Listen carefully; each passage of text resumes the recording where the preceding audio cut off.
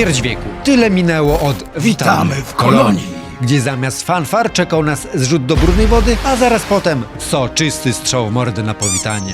Byliśmy tam po prostu śmieciem wrzuconym pod magiczny klosz i tylko dlatego, że królowi zabrakło magicznej rudy. Dokładnie tak 25 lat temu przywitał nas pierwszy Gothic, a za niedługo dostaniemy jego remake, w którym, chcąc nie chcąc, sporo rzeczy może wyglądać zupełnie inaczej. Zanim więc znowu zostaniemy wrzuceni pod barierę, przypomnijmy sobie, jak to wszystko wyglądało w oryginale. W skrócie, król Robert II miał na głowie wojnę z orkami. Orki były duże, silne i brzydkie. Jedyną rzeczą, która pozwalała ludziom nie przegrać tej wojny w tydzień, była właśnie broń z magicznej rudy. Była twardsza od stali, nie tępiła się i cięło orcze pancerze niczym masełko. Problem? Otóż kopalnię na kontynencie zajął wróg. Królestwo nagle zostało odcięte od wszelkich dostaw, zegar tykał, a Robar potrzebował surowca na wczoraj. Wzrok władcy padł więc na wyspę Khorinis i tamtejszą górniczą dolinę. Ostatnie miejsce z takimi złożami i skończyła się zabawa. Bo każdy, kto popełnił chociażby najmniejsze przestępstwo, od kradzieży głupiego jabłka po morderstwo, lądował instant w kolonii karnej jako darmowa siła robocza. Żeby jednak nikt nie zwiał, Robor wpadł na prost genialny w swojej głupocie plan. Kazał 12 najpotężniejszym magom stworzyć magiczną barierę, taką kopułę wpuszczającą żywych do środka, ale wypuszczającą tylko zwęglone zwłoki. Plan był prosty: zamknąć dolinę, kazać więźniom machać kilofami, odbierać rudę i liczyć profit. Co mogło pójść przecież nie tak? Otóż wszystko, bo coś zakłóciło delikatną strukturę zaklęcia i bariera rozrosła się do gargantuicznych rozmiarów. Chłonęła nie tylko kopalnię, ale także samych magów. Więźniowie momentalnie wyczuli okazję, a widząc zdezorientowanych nadzorców, szybciutko wyrąbali ich, a władzę nad tym całym burdelem przejął niejaki Gomez. Robar z dnia na dzień był w coraz czarniejszej dupie, musiał paktować ze skazańcami. Ruda za towary z zewnątrz. Inaczej i jedni, i drudzy raz, dwa gryźliby piach. I właśnie w ten uroczy moment historii wkroczyliśmy my, jako kolejna ofiara systemu postawiona nad przepaścią na placu wymian. Gdy strażnicy już mieli zepchnąć nas z krawędzi, to pojawił się pewien tajemniczy mag, który ich powstrzymał. Uciszył sędziego, złożył nam propozycję wręcz nie od odrzucenia. Mieliśmy dostarczyć zapieczętowane pismo do arcymistrza magów ognia w zamian za jakąś tam mglistą nagrodę. Bez inna to przystaje, bo w zasadzie nie było innego wyjścia. I wtedy bez żadnych ograniczeń sru nas do wody, a na dole czekał nas już komitet powitalny. Gość o imieniu Bulit nie bawił się w uprzejmości i na dzień dobry wypłacił nam soczystego strzała w ryj. Tak na otrzeźwienie. Zanim jednak rozkręcił się wraz ze swoimi kolegami na dobre, skórę uratował nam Diego. Gość, który zamiast nas okraść, dobić, splunąć, to po prostu zaczął nam tłumaczyć co i jak. Oczywiście nie bezinteresownie, bo od razu zaczął nas urabiać, byśmy dołączyli do jego ekipy ze starego obozu. W końcu nie ma nic za darmo, a zwłaszcza u Diego. Swoją drogą, jeżeli jeszcze nie macie trylogii Gothica, to rzućcie okiem na promocję na Instant Gaming, znajdziecie tam gry i do ładowania w dużo niższych cenach. Dostaniecie też tam Gothic Remake taniej o jakieś 7 dyszek w stosunku do ceny ze Steama. Korzystając z mojego linku, który znajdziecie w opisie, od razu wspieracie rozwój tego kanału. Z góry wielkie dziękuję. Dostajemy chwilę na rozejrzenie się po okolicy i ostateczny wybór obozu. Bo prawda jest taka, że nie mamy innego wyjścia. Bycie wolnym strzelcem pod barierą to po prostu wyrok śmierci. Ale kolonia karna nie była jednak zwykłym, nudnym obozem pracy. To 3 totalnie różne światy z własnymi zasadami, własnym planem na przetrwanie. A każda frakcja z chęcią przygarnęłaby nas do siebie, tyle, że wcale nie z sympatii, po prostu potrzebowali kolejnego frajera do tyrania w kopalni czy do dealowania bagiennym zielem. Idąc po kolei, zacznijmy od starego obozu. Tam są panowie w czerwonych pancerzach, mamy tam wielki zamek, mamy Gomeza i jego magnata. A dlaczego myślisz, że potrzebuję twoich usług? Niby teoretycznie panował tam porządek, ale w praktyce oznaczało to tyle, że musieliśmy płacić za haracz, za ochronę, żeby nie dostać przypadkiem w zęby. Dzięki handlowi z królem mieli także najlepsze towary, żarcie, wino, a nawet kobiety. Odejdź, nie wolno ci ze mną rozmawiać. Do tego magowie ognia i co najważniejsze, przerośnięte ego rozmiarów samej bariery. Większość świeżaków lądowało tu z banalnego wręcz powodu. Mieli najbliżej z placu wymian, dodatkowo pan Diego od razu zawsze ładnie wskazywał im drogę. Po drugiej stronie barykady mamy nowy obóz. Ekipa w niebieskich pancerzach działała pod twardą ręką generała Lee, upadłego bohatera wojennego, którego zawisna szlachta zdradziła i wrobiła w zabójstwo samej królowej. Od szubienicy uratowało go tylko i wyłącznie wieloletnia służba z wieloma sukcesami. Aby się go ostatecznie pozbyć, zrzucono pod barierę, licząc, że mają go już nareszcie z głowy. Lee jednak poprzysiągł dozgonną zemstę. Gdy tylko nadarzyła się okazja, odciął się od starego obozu. Nie chciał mieć bowiem nic wspólnego z królem, a ludzi Gomeza z nim na samym czele za te całe pertraktacje najchętniej posłałby do piachu. No, zresztą ze wzajemnością. Wiedział jednak, że samymi mieczami kopuły nie rozbije. Poszedł więc na układ z magami wody. Zapewnił wyznawcom Adanosa ochronę w zamian za znalezienie sposobu na zniszczenie bariery. I trzeba przyznać, że magowie mieli wręcz genialny plan na ucieczkę. Uzbierać jak największy kopiec magicznej rudy i wypierdzielić go w powietrze, licząc na to, że eksplozja rozsadzi tylko barierę, a ich samych przy okazji nie wyparuje. Taki Oppenheimer w wersji fantasy. No ale halo, przynajmniej mieli jakiś pomysł. Panowało też tu znacznie większa swoboda, co oznaczało, że każdy mógł dać każdemu w łeb bez żadnych większych konsekwencji, no i pędzili ryżówkę. Dużo ryżówki. No i mieliśmy też obóz bractwa, czyli lokalną sektę z bagien. Łyse pały z dziarami śmigający w spódnicach, którzy na potęgę palili bagienne ziele. Ich duchowy przywódca Iberion założył to miejsce jakoś 5 lat przed naszym przybyciem. Rzekomo przemówił do niego potężny byt zwany Śniącym, bóstwo, które kazało im się osiedlić wokół starej świątyni i obiecało ich stąd wyciągnąć. Zwykła sekta, ale trzeba przyznać, że mieli łeb do interesu. Jako jedyni w całej dolinie nie machali kilofami, a zamiast tego zrobili monopol na zioło, którym handlowali z resztą obozu. Mieli naprawdę ciekawy i oryginalny bagnisto z żabi klimat. To trzeba im przyznać, no tyle, że sam klimat nie otwierał bram zamku. No ale nie oszukujmy się, większość z nas na start i tak wybierała stary obóz. Diego od samego początku prowadził nas tam niemal za rączkę, no i siłą rzeczy kończyliśmy tam jako chłopcy na posyłki Gomeza. Hierarchia była tu niezwykle prosta. Wewnątrz zamku siedzieli ci, którzy realnie pociągali za sznurki. Magnaci, magowie ognia czy też strażnicy. Mieli za sobą solidne, kamienne mury i żarli porządne mięcho. Cieszyli się wygodami, o których zewnętrzny pierścień mógł jedynie pomarzyć. Bo tam, na samym dole łańcucha pokarmowego, gnietli się w nędznych drewnianych chatach zwykli kopacze, którzy walczyli tak naprawdę o każdą bryłkę rudy. Tuż nad nimi stali cienie. To oni w praktyce trzęśli zewnętrznym pierścieniem, kręcili lewymi interesami i organizowali życie obozu. Nad wszystkim czuwał ich szef, Diego. Choć była to najniższa ranga w zbrojnych strukturach Gomeza, to wciąż dawała ci status jakiegokolwiek człowieka, a nie zwykłego śmiecia z kilofem. Naszym głównym celem było jednak dostanie się do środka. Chcieliśmy przecież oddać list polecony magom ognia, no problem jedynie w tym, że bramy na dziedziniec pilnował wielki chłop Torus. Do zamku nie wpuszczał byle kogo, a zwłaszcza takiego obozowego łachmyty, jakim jesteśmy do tej pory. Także, żeby w ogóle przejść przez tę bramę, musieliśmy zdobyć rangę cienia. Droga do tego zaszczytu to był dosłownie maraton przysług i robienie za chłopca na posyłkę. Na przykład dla takiego świstaka musieliśmy ogarnąć lewy interes z mieczem Fiska, zły wysyłał nas na poszukiwanie zaginionego strażnika Neka, którego, no nie oszukujmy, tutejsze kratoszczury znalazły znacznie szybciej od nas. Rączce trzeba było udowodnić, że mamy lepkie rączki i znamy złodziejski fach. Scati wymagał obijania mord na arenie, Dexter pogonił nas na bagna, żebyśmy podprowadzili recepturę samemu Korkalomowi, a na sam deser był jeszcze test zaufania od Diego.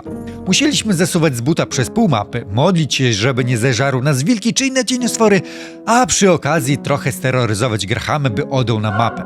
Następnie musieliśmy wyrwać listę zapotrzebowania od Jana w starej kopalni i jeszcze wrócić do obozu w jednym kawałku. Swoją drogą, jeżeli po drodze zakuplowaliśmy się ze szkodnikami z nowego obozu, mogliśmy po cichu zanieść tę listę Laresowi. On dopisywał do niej towary, które jego ekipa miała potem zrabować z konwoju. A my z uśmiechem na ustach zaliczaliśmy zadanie u Diega podwójnym zyskiem, dzięki czemu wilk syty i owca syta.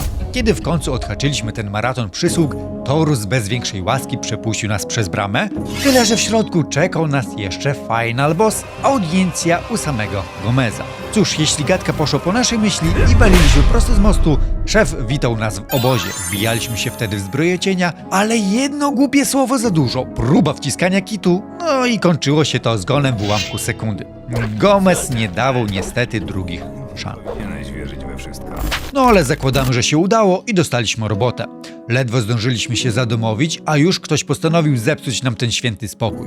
Kruk, czyli prawa ręka Gomeza, szybko wezwał nas na dywanik. Okazało się, że te świry z Bractwa Śniącego odtrąbiły wielki sukces. Rzekomo wiedzą, jak rozwalić barierę, z tym, że Gomez za bardzo w te bajki nie wierzył. Ale jako rasowy biznesmen wolał trzymać rękę na pulsie.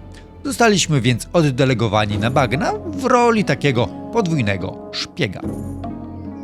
Na miejscu wielki guru Iberion przywitał nas z otwartymi ramionami, na tyle otwartymi, że od razu wcisnął nam robotę. Bractwo szykowało się do wielkiego przywołania. Potrzebowali jednak kamienia ogniskującego. To taki magiczny artefakt, który miał skupić duchową moc wszystkich wyznawców. Wysłany po niego nowicjusz imieniem Neras nie wrócił, prawdopodobnie nie żyje. Plan zatem był prosty. Znaleźć truchło, pozyskać artefakt i wrócić w jednym kawałku. Proste, prawda? Tyle, że Nerasa znaleźliśmy na wzgórzu. Żywego. Stał przy kamieniu z błogim uśmiechem kogoś, kto właśnie odkrył sens życia. Twierdził, że śniący wybrał go na arcykapłana i kamień należy do niego. Nie należał. Kamień trafił do nas, a my zanieśliśmy go z powrotem do obozu. Iberion odesłał nas do Korkaloma, naczelnego alchemika sekty, który wiecznie miał do wszystkich o coś pretensje. Kalom zbadał kamień, oświadczył, że do rytuału potrzeba jeszcze wydzielinę z pełzaczy, no ale śniący zesłał mu wizję. W gnieździe pełzaczy w starej kopalni leży coś o wiele silniejszego. I oczywiście, kto musi to znaleźć i przynieść?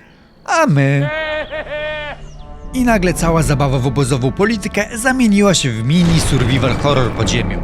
No przynajmniej tak to odebrałem za dzieciaka. Żeby w ogóle wejść do gniazda, musieliśmy obskoczyć pół kopalni, znaleźć zapasowe koło zębate i przekonać Jana, żeby w ogóle otworzył kratę. Na koniec trzeba było zwerbować kilku strażników świątyni do obstawy, bo Ashgan, który pilnował bramy na dół, nie zamierzał ginąć za czyjeś fanaberie, no i po prostu potrzebował posiłków. Kiedy krata w końcu ruszyła do góry, z ciemności wylała się fala pełzaczy. No wspólnymi siłami raz dwa je wybiliśmy, ale w głąb gniazda musieliśmy już jednak ruszyć sami. No tyle było z pomocy wielkich strażników, no ale na samym dnie czekała na nas królowa. Szybciutko ją ubiliśmy, zebraliśmy jaja i wróciliśmy na bagna. Śmierdzący, poobijani, no ale wciąż przydatni. Kalom był wręcz zachwycony, ale do rytuału znowu mu czegoś brakowało. Potrzebował jeszcze prastarego almanachu. Opisywał on, jak w ogóle naładować ten kamień ogniskujący. Bractwo co prawda kupiło go od magów ze starego obozu, tyle że po drodze posłaniec Talas dał się okraść jak leszcz czarnym goblinom. Co tu dużo mówić, poszliśmy, wybiliśmy i odzyskaliśmy almanach. Rzuciliśmy go Kalmowi na stół i dopiero teraz wszystkie trybiki zaskoczyły. Alchemik uważał eliksir, całe bractwo zebrało się na głównym placu, zaczęło się to całe wielkie przywołanie. Wjechały magiczne efekty i fanfary, wizja zniszczenia bariery i upragnionej wolności była dosłownie na wyciągnięcie ręki. I wtedy nagle wszystko trafił jasny szlak, bo wizja, którą otrzymali, była mroczna. Zamiast drogi do wolności Iberion zobaczył orka na pobliskim cmentarzu. Nastąpiło trzęsienie ziemi, a jaśnie oświecony padł nieprzytomny. Sekta wpadła w panikę. Kor Angar, dowódca Straży Świątyni, wysłał na miejsce ekspedycję pod dowództwem Bala Lukora. Kiedy długo nie dawali znaku życia, oczywiście, jak żeby inaczej, padło na nas. Korangar sam nie mógł ruszyć, bo musiał pilnować jaśnie nieprzytomnego, więc jako przewodnika dostaliśmy nowicjusza Talasa, którego zdążyliśmy już poznać. Z wielką łaską zaprowadził nas pod sam most, po czym stwierdził, że nie jest samobójcą i zwiał, zostawiając nas samych sobie.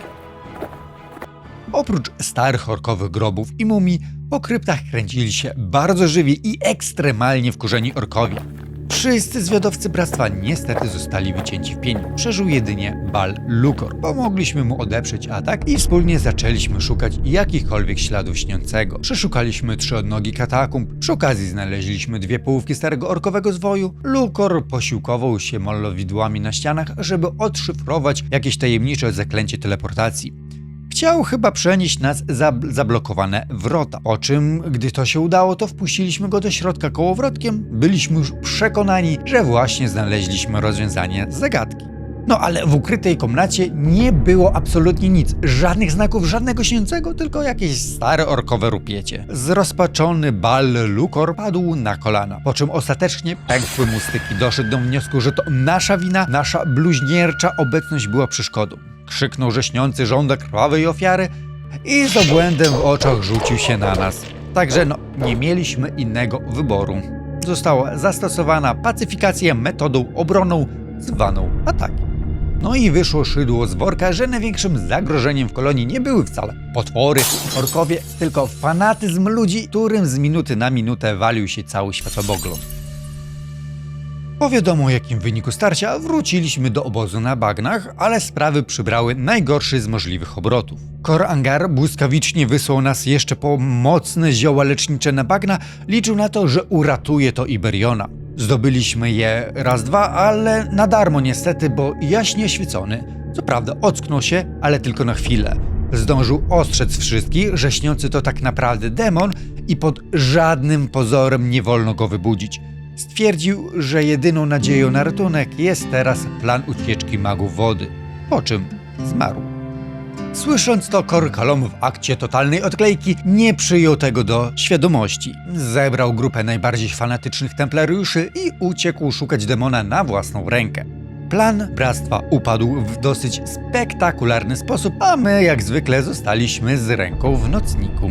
Ale Kor Angar jako jedyny nie stracił głowy. Zgodnie z ostatnią wolą Iberiona wręczył nam klucz do skrzyni w laboratorium Kaloma, w której zebraliśmy kamień ogniskujący oraz almanach i ruszyliśmy w stronę nowego obozu. Po drodze zagadaliśmy jeszcze z najemnikiem imieniem Gorn, który skierował nas prosto do maga wody imieniem Kronos. Ten wysłuchał nowin z bagien i zrozumiał powagę sytuacji. Podał nam tajne hasło, uwaga, Tetriandoch, po czym od razu stanęliśmy przed samym arcymagiem Saturasem.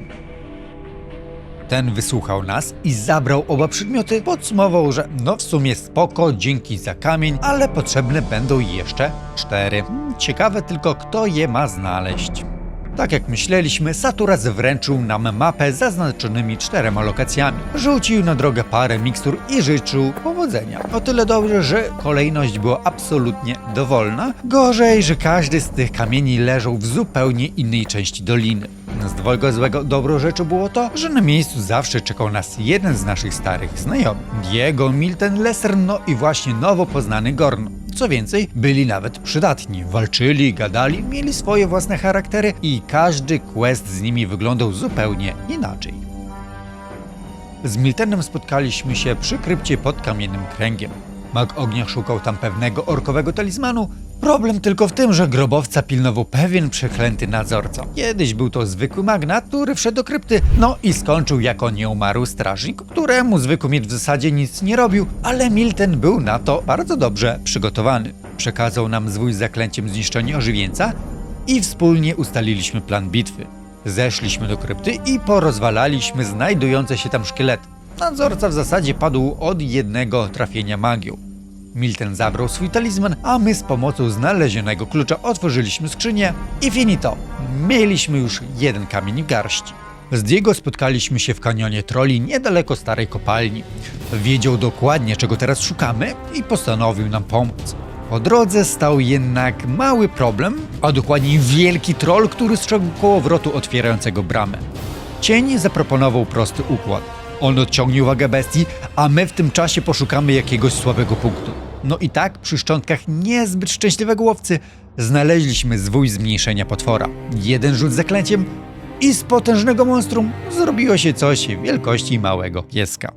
Po walce próbowaliśmy przekręcić kołowrót prowadzący do kamienia, ale mechanizm całkowicie się zakleszczył. Diego zaoferował pomoc, podszedł i naprawił go gołymi rękoma. Otworzyliśmy bramę, wykończyliśmy czekające w środku harpie i w końcu mogliśmy zabrać drugi kamień z piedestału, a Diego, szczęśliwy, że mógł nam pomóc, wrócił do starego obozu. Natomiast w okolicach ruin dawnego klasztoru natknęliśmy się na Gorna. Najemnik podążał za legendą o dawnych mnichach, którzy potrafili przybierać postacie zwierząt. On jak to on szukał skarbów, a nas interesował po prostu kamień. Zaproponowaliśmy więc wspólne poszukiwania. Początkowo zeszliśmy na dół do kanionu, oczyściliśmy tyły zębaczy, a w jednej ze skrzyń znaleźliśmy klucz. Dopiero wtedy ruszyliśmy do samego klasztoru, ale drogę zagradzała nam jeszcze opuszczona krata, która była za wąska dla człowieka, ale nie dla kręcących się obok chrząszczy, które bez problemu przechodziły ze strony na stronę. Wykorzystaliśmy więc leżący na ziemi zwój przemiany w te jakże szlachetne zwierzę, znane z wybornej potrawki, i przecisnęliśmy się na drugą stronę, a następnie otworzyliśmy kratę kołowrotem. Gorn docenił nas spryt, po czym ruszyliśmy w głąb jaskini. Dalej czekał nas już tylko cienioswór i kolejne zębacze. Znaleziony w kanionie klucz otworzył nam drzwi, a w skrzyni za nimi leżał nasz upragniony kamień. W drodze powrotnej na dziedzińcu wyrósł nam jeszcze młody troll. Tym razem jednak obyło się bez magicznych sztuczek, po prostu wspólnie go rozłożyliśmy. Gorn stwierdził, że w sumie to zostanie jeszcze trochę na miejscu, żeby dalej sobie poszukać skarbów z legend, a my ze zdobyczą wróciliśmy do nowego obozu, idąc prosto do Saturasa.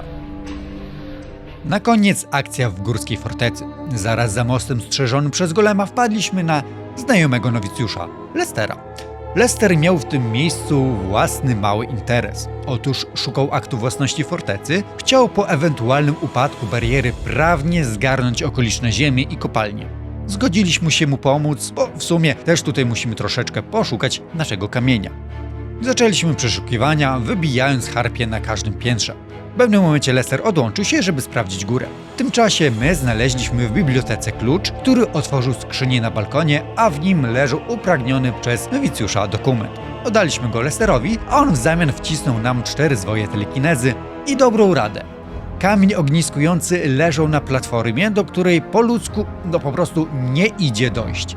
Stanęliśmy więc na balkonie, wycelowaliśmy zaklęciem i ściągnęliśmy artefakt z powietrza. Telekineza pomogła. Lester stwierdził, że zostanie w fortecy poczytać stare księgi, a my z kompletem kamieni wróciliśmy do magów wody. Misja zakończona pełnym sukcesem. Kronos wypłacił nam okrągły 1000 bryłek rudy, a Riordan rzucił do tego jeszcze potężny zapas mikstur. Gdy zebraliśmy wszystkie kamienie i oddaliśmy je Saturasowi, myśleliśmy sobie, dobra, wysadzamy kopiec, wjeżdżają napisy końcowe, koniec gry. Wszyscy szczęśliwi albo martwi. Tak czy siak, koniec. No ale nie może być przecież za łatwo. Saturas miał do nas ostatnią prośbę. Do zniszczenia bariery potrzebował nie tylko kamieni, potrzebował też magów. Konkretnie magów ognia, bo w jego kręgu magów wody było za mało ludzi. Ktoś musiał iść i przekonać Koristo do współpracy. I tym kimś byliśmy, a jakże, my. Nikt z nas nie łudził się, że to się uda. Magowie ognia mieli w kolonii najwygodniejsze życie. Żaden plan ucieczki nie był w ich oczach w sumie wart rezygnacji zamku, darmowego wina, jedzenia i kobiet. Hello. Saturas kazał nam przypomnieć im czasy, gdy oba kręgi wspólnie studiowały magię. Wcisnął nam nawet runę teleportacyjną do nowego obozu jako dowód dobrych intencji. Powiedział krótko: spróbuj.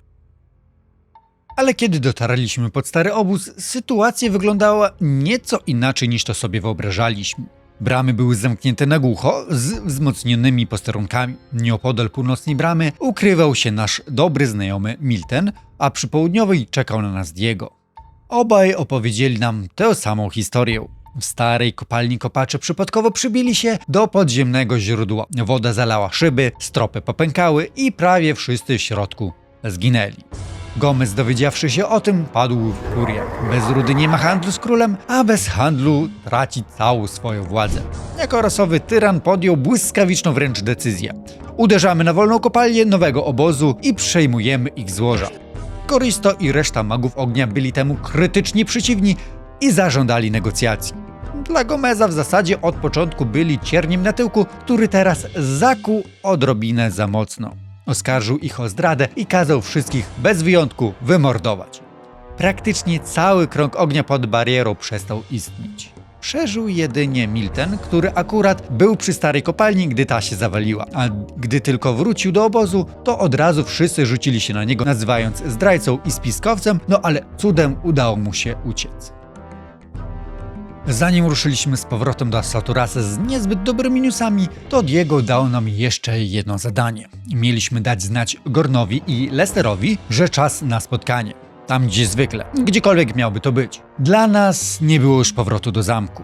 Strażnicy Gomeza uznali nas również za zdrajcę za samo pomaganie magom wody. Chcąc i nie chcąc czekała nas walka, którą oczywiście wygraliśmy. Pozostało już tylko ostrzec Saturasa, że z planu nici.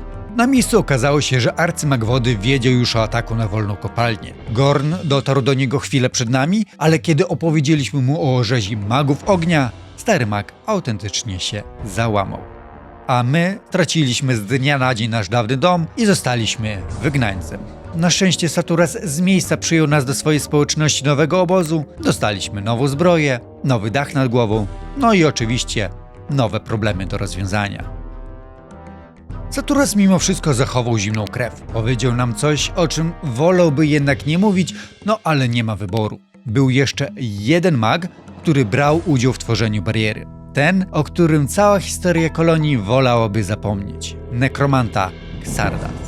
Dawny mag ognia, który odłączył się od reszty i zamknął w wieży na ziemiach orków. Saturas ostrzegł nas, że żaden wysłany posłaniec nigdy nie wrócił.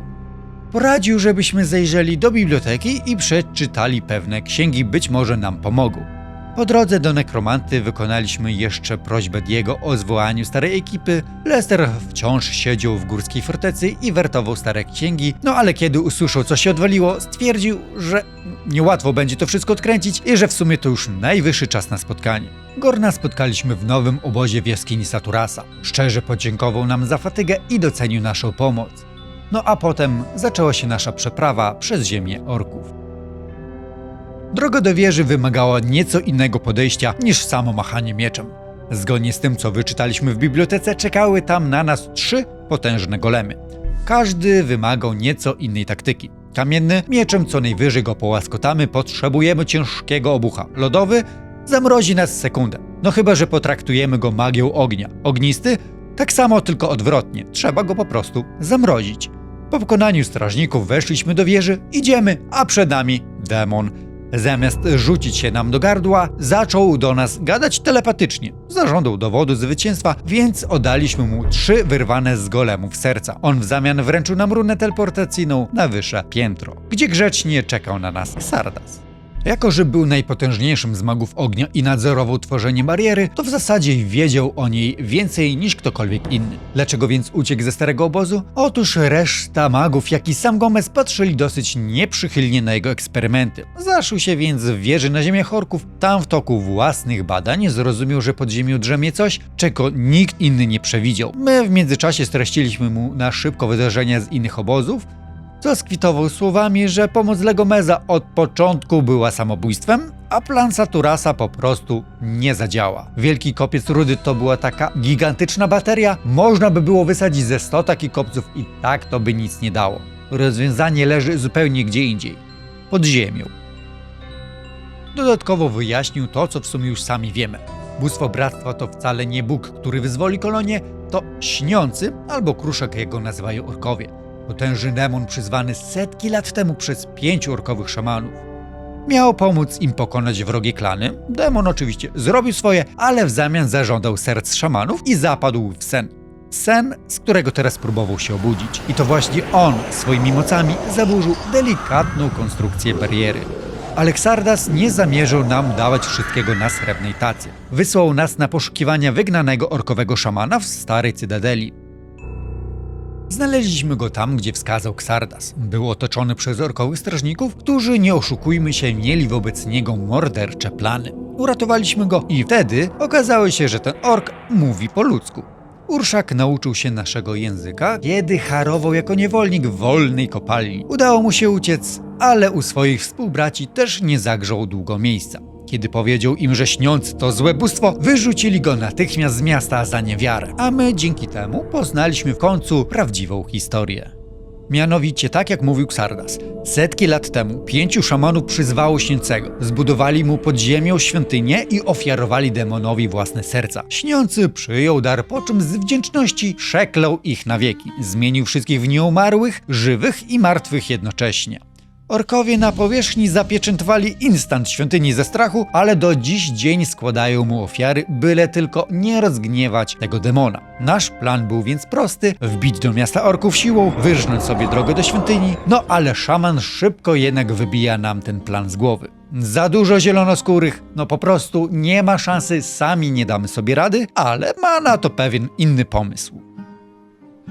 Żeby wejść tam bez natychmiastowej śmierci, potrzebowaliśmy coś, co nazywa się Ulumulu, Ulumulu, przyjaźni, znak którego orkowie nie śmieliby się zaatakować. Urszak dał nam w prezencie swój talizman chroniący przed ogniem, nazwał nas swoim przyjacielem i wskazał jedynego orka, który potrafił stworzyć taki artefakt. Zdaliśmy jeszcze przy okazji szybki raport Xardasowi, który kazał robić swoje i nie truć mu dupy. No i ogólnie niby spoko, ale był w tym wszystkim tylko jeden mały szczegół. Tarok wciąż przebywał w wolnej kopalni, tej samej, którą przed chwilą przejął Gomez. Sytuacja wydawała się wręcz beznadziejna, ale po powrocie do nowego obozu Riordan skierował nas bezpośrednio do Gorna. Najemnik miał już gotowy plan kontruderzenia od generała Lee.